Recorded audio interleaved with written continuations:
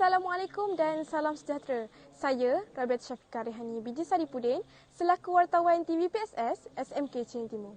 Pada hari Jumaat yang penuh berkah ini, Sekolah Menengah Kebangsaan Chini Timur mengadakan program peluncuran Ihya Ramadan dan tabung Ihya Ramadan. Jom, mari kita saksikan.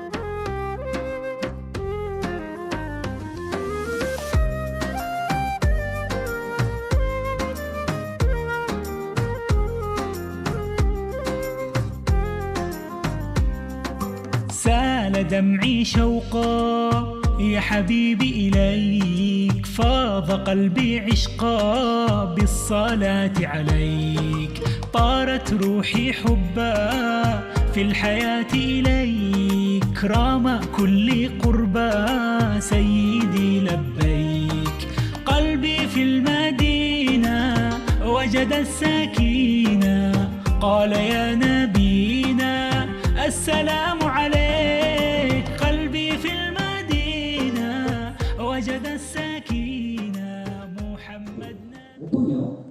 Sekarang sedang berlangsungnya tazkirah Ihya Ramadan sempena program peluncuran Ihya Ramadan di Sekolah Menengah Kebangsaan Chini Timur yang disampaikan oleh Ustaz Muhammad Yunus bin Muhammad Yusof. Mari kita saksikan. Bila?